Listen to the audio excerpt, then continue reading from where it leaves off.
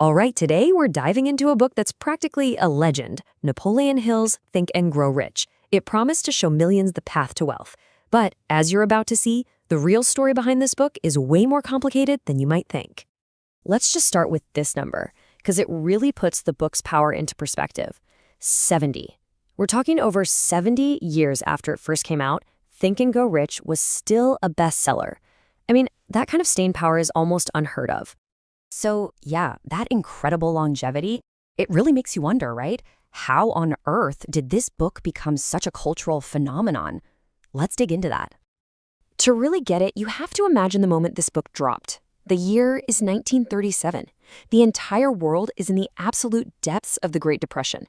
People are desperate. And then, out of nowhere, comes this book with this incredibly bold promise of a philosophy of achievement. And the success? It was just staggering. Napoleon Hill's own biographers claimed the book sold a whopping 20 million copies in just its first 50 years. Now, some other sales trackers say the number is a bit lower, but either way, there is no debating its massive, massive reach. So regardless of the exact number, its impact is just undeniable. It's not just another book. It is a cornerstone of the entire personal development world. It's so important that a guy like leadership expert John C. Maxwell has it on his lifetime must-read list. Okay, so what is the big secret? What's actually in this book that has had people hooked for decades? Well, it all boils down to the famous 13 Steps to Riches. Now, Hill was pretty clever. He didn't just say, hey, here are my ideas. No, he presented his philosophy of achievement as the result of over 20 years of research, studying the habits of the most successful people of his time. And he boiled all that down into his famous 13 Steps to Riches. The whole journey starts inside your own head. The first 5 steps are all about building this rock-solid mental foundation. It kicks off with a burning desire for something specific, then an unshakable faith that you can get it. Then comes autosuggestion, which is basically using positive self-talk to program your own mind, followed by getting specialized knowledge and firing up your imagination. All right, so once you've got your head in the game, the philosophy shifts gears. It moves from what you're thinking to what you're actually doing.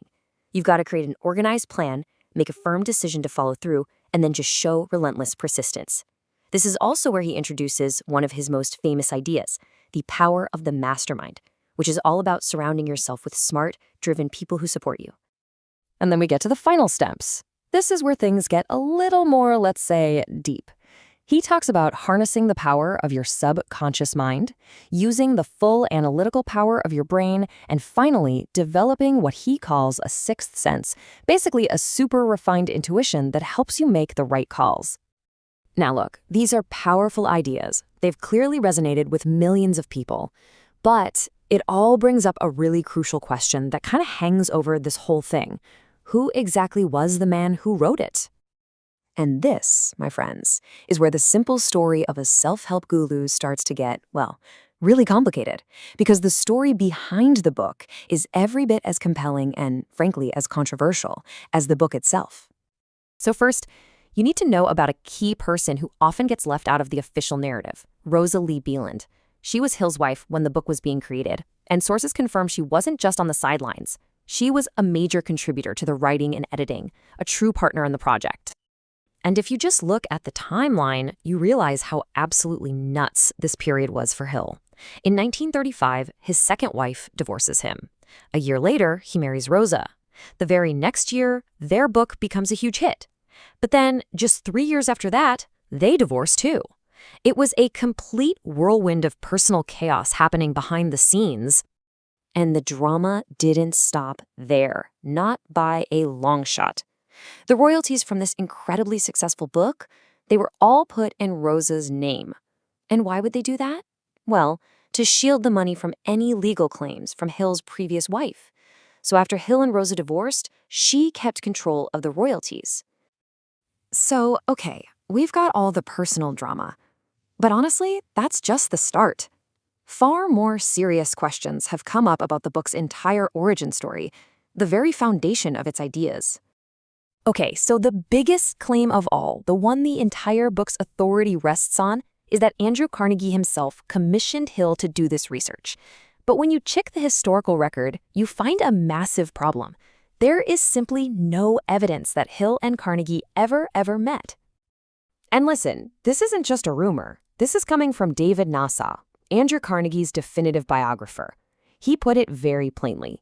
I found no evidence of any sort that Carnegie and Hill ever met. But it gets even wilder. That same year, 1908, the year Hill claimed he had this life-changing meeting with one of the richest men in the world, public records show he was actually on the run from the law in Alabama for committing lumber fraud.